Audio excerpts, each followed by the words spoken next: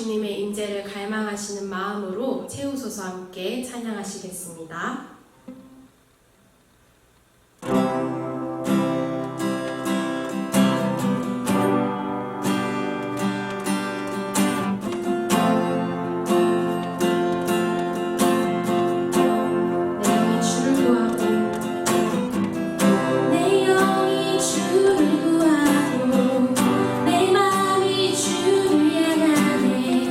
주님 만나기 원하네.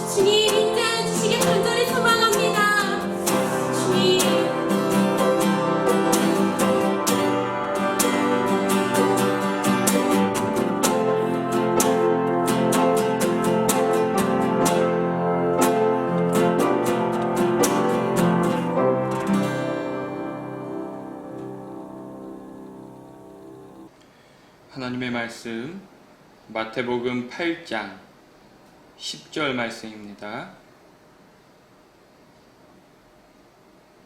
예수께서 들으시고 놀랍게 여겨 따르는 자들에게 이르시되 내가 진실로 너희에게 이르노니 이스라엘 중 아무에게서도 이만한 믿음을 보지 못하였노라.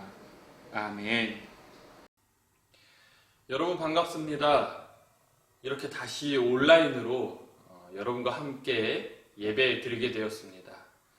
코로나19 바이러스가 너무나 심각한 단계에 이르러서 우리가 이곳에서 함께 현장 예배를 드릴 수가 없어서 온라인 예배로 드리게 되었습니다.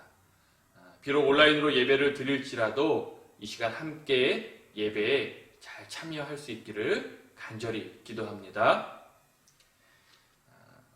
요즘 저는 둘째 아이에게 책을 읽어주고 있습니다.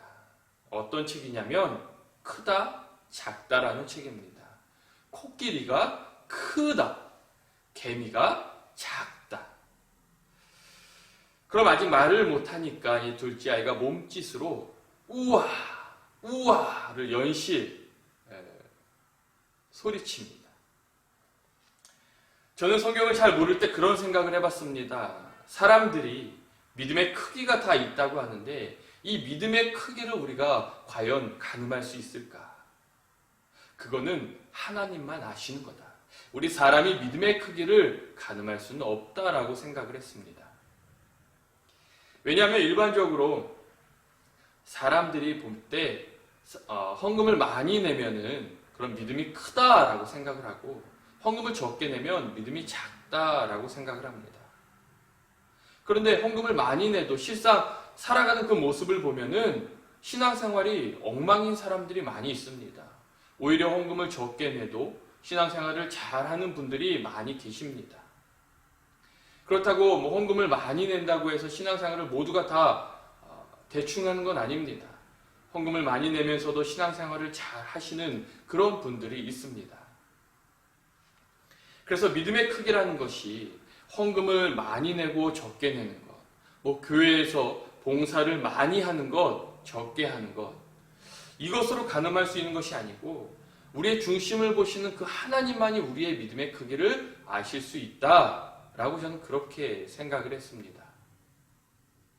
그런데 성경을 보니까 믿음의 크기가 다 다르다는 것을 분명히 말씀하고 있습니다.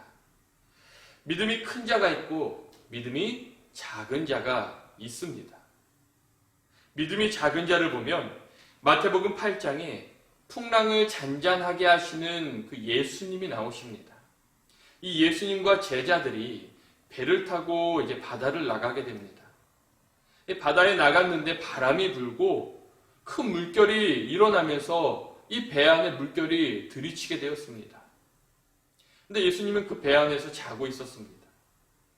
제자들이 깜짝 놀랐습니다. 그래서 이 주무시고 계시는 예수님을 흔들어 깨웁니다.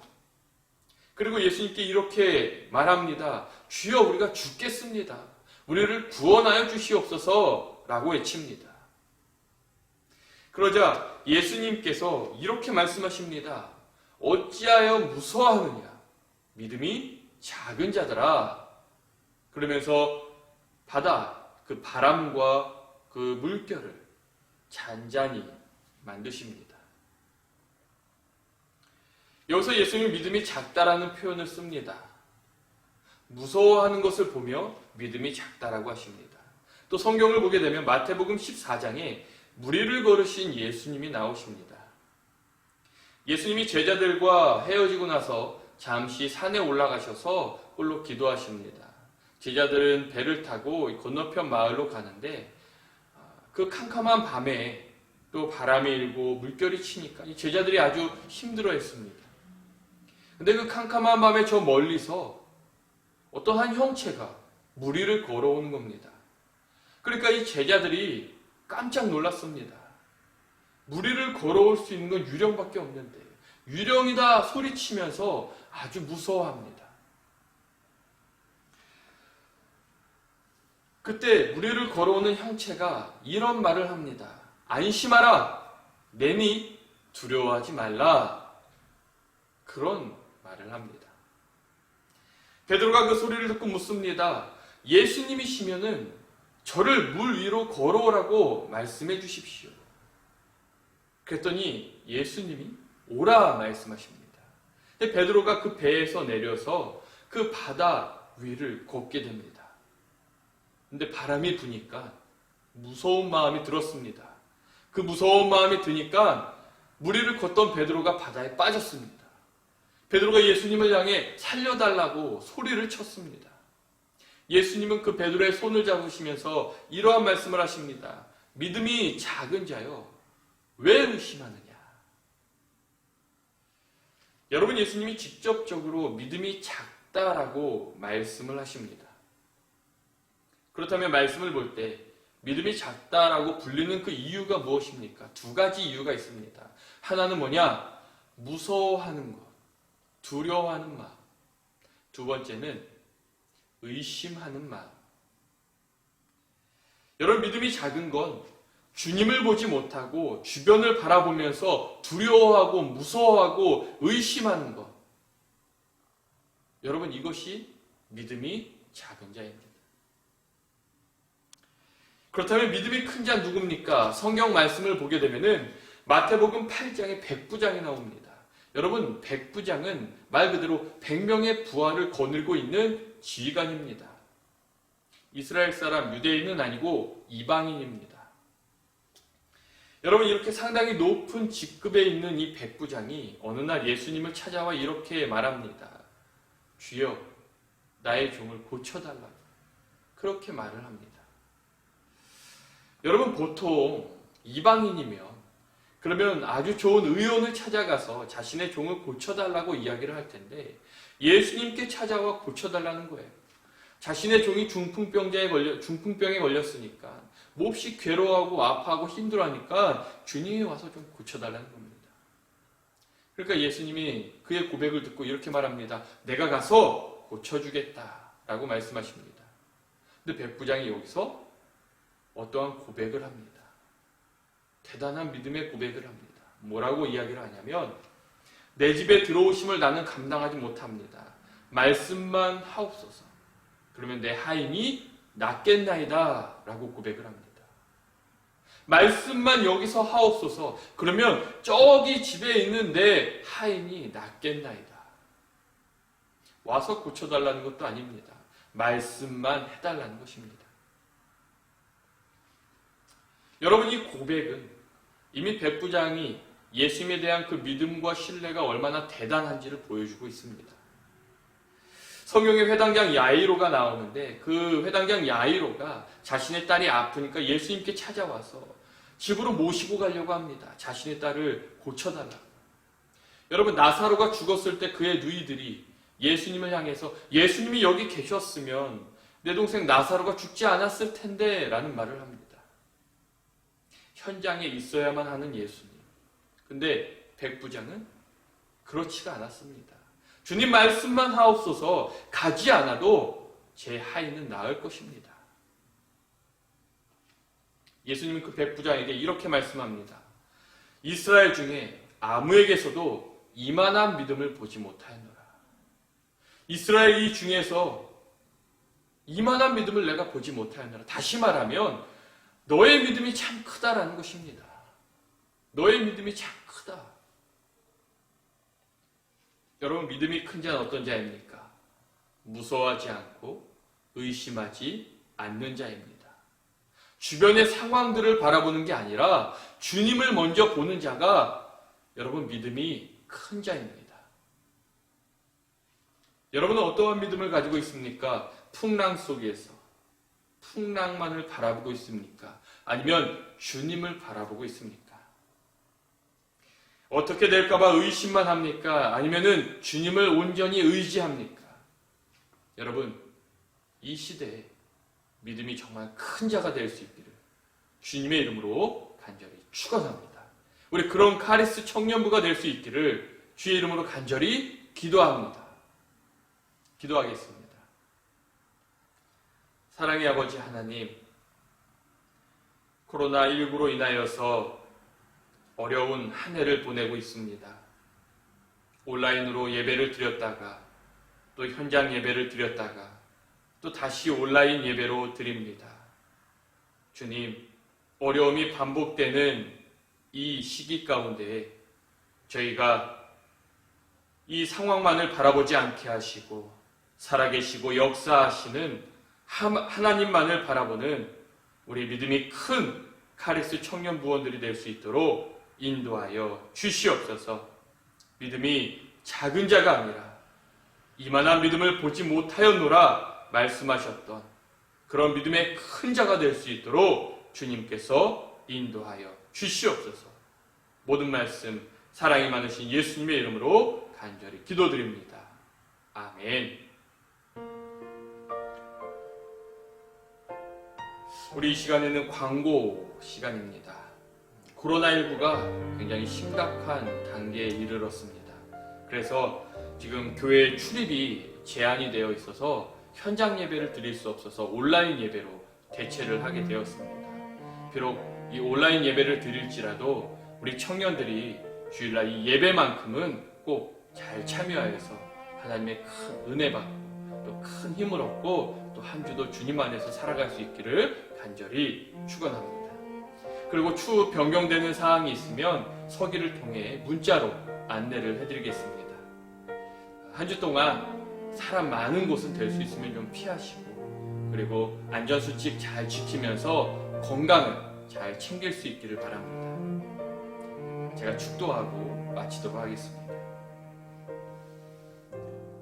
이제는 우리의 생명 되시는 예수 그리스도의 은혜와 하나님의 거룩하시고 크신 사랑하심과 성령의 감화교통 인도하심이 어려운 이때에 주변의 상황과 환경만을 바라보며 불평하는 사람이 아니라 주님만을 먼저 바라보고 의지하며 믿는 믿음의 큰 자녀가 될 수 있도록 이제로부터 영원토록 함께하여 주시기를 간절히 축원하옵나이다. 아멘. 우리 한 주도 주님 안에서 승리할 수 있기를 바랍니다. 다음 주에 봅시다.